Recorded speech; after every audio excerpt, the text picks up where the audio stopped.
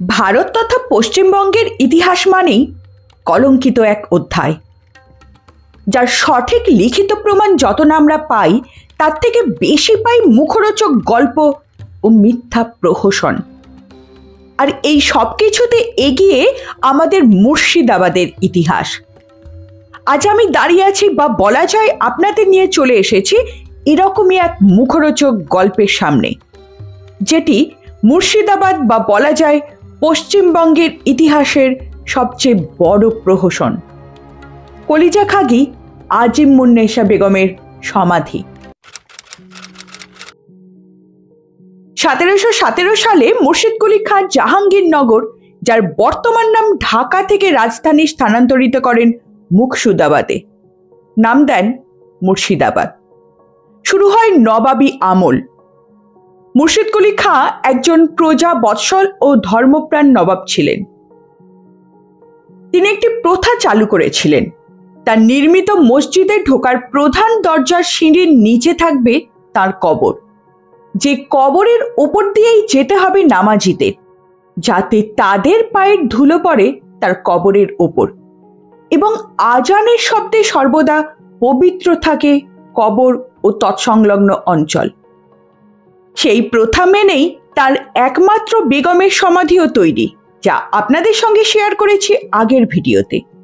সেই একই প্রথা মেনে তৈরি তার একমাত্র কন্যা আজিমুন্নেসা বেগমের সমাধি, যার সামনে এখন আমরা দাঁড়িয়ে।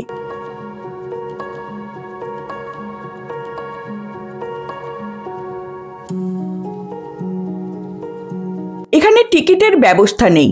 স্থাপত্যটি এএসআই এর অধীন।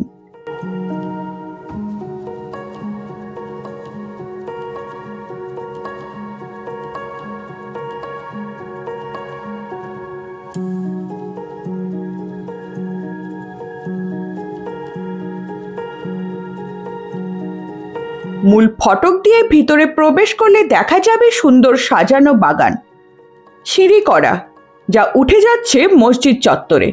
আর এই সিঁড়ির নিচেই আছে কলিজা খাগি আজিমুন্নেসা বেগমের সমাধি।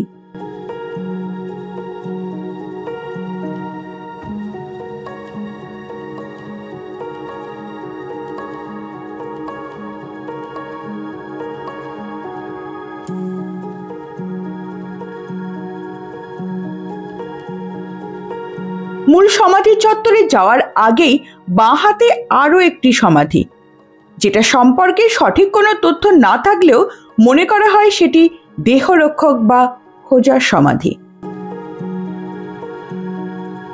আজিমুন্নেসা বেগমের জন্ম সম্পর্কে কোথাও কোনো সুস্পষ্ট ধারণা নেই।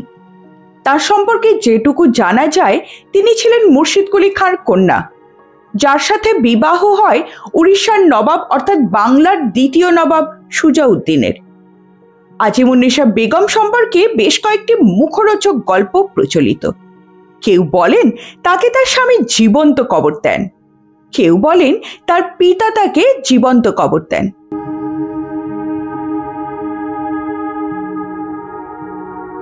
দ্বিতীয় কথাটি তো কখনোই মেনে নেওয়া সম্ভব নয়, কারণ মুর্শিদকুলি খাঁ মারা যান 1727 সালে। এদিকে বলা হয় আজিমুন্নেসা বেগম মারা যান 1730 সালে। আবার কবরের পাশে কৃষ্ণ ফলকে লেখা মসজিদটি আজিমুন্নেসা বেগম নির্মাণ করেন 1734 সালে। আজিমুন্নেসা বেগম তার পিতার কাছেই থাকতেন এবং ইতিহাস বলছে তিনি ছিলেন ধর্মপ্রাণা মহিলা। এদিকে গল্প অনুযায়ী বলা হয় তিনি প্রতিদিন একজন করে পুরুষের সাহচর্যে থাকতেন, আর রাত ফুরালেই তাকে মেরে ফেলতেন। আরেকটি গল্প অনুযায়ী তিনি দুরারোগ্য রোগে আক্রান্ত ছিলেন। কবিরাজ বিধান দেন প্রত্যহ একটি করে শিশুর কলিজা সহ ওষুধ গ্রহণ করার, তবেই তিনি ভালো হবেন। সাথে কবিরাজ এও বলেন এটা নেশায় রূপান্তরিত হতে পারে। শেষে এটি নেশায় রূপান্তরিত হয় এবং তার স্বামী বা পিতা তাকে জীবন্ত কবর দেয়। এটা কি সম্ভব? কোনো বইতে বা কোনো ঐতিহাসিক তথ্য নেই এ বিষয়ে, এমনকি তখন তার পুত্র অর্থাৎ বাংলার তৃতীয় নবাব সরফরাজ খান বেঁচে। একজন সন্তান বেঁচে থাকতে তার সামনে তার মাকে জীবন্ত কবর দেওয়া হবে আর সে কিছু বলবে না, সেটা কি সম্ভব?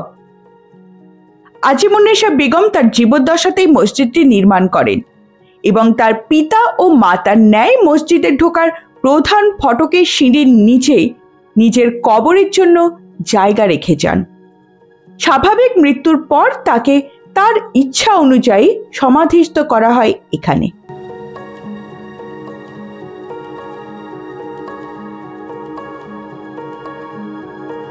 পরবর্তীকালে ভূমিকম্পে মসজিদের প্রধান ফটক ছাড়া সম্পূর্ণটাই ধ্বংস হয়ে যায়, তবে রয়ে গেছে মসজিদ চত্বর ও সমাধি ক্ষেত্রটি। চারিদিক সবুজ গালিচা, যেখানে মনোমুগ্ধ হওয়ার কথা সেখানে গাইডদের মুখরোচক গল্পে এমন লোকের লোকারণ্য যে এই সুন্দরতা উপভোগ করা সম্ভব নয়। আমি প্রিয়াঙ্কা, আপনাদের মানস ভ্রমণের সঙ্গী। তেপান্তর দ্য এক্সপ্লোরারের পর্দায় আমি দেখানোর চেষ্টা করি ইতিহাস এবং ঐতিহাসিক জায়গা, তার সঙ্গে আমাদের গ্রাম বাংলার প্রকৃতি এবং আপনার বাড়ির পাশের ঠিক যে জায়গা বা যে ঐতিহাসিক জায়গাগুলো আছে যেগুলো আপনারা প্রত্যেক দিন দেখেন কিন্তু তার সঠিক ইতিহাস জানেন না, আমার প্রচেষ্টা সেগুলোই সবার সামনে তুলে ধরার।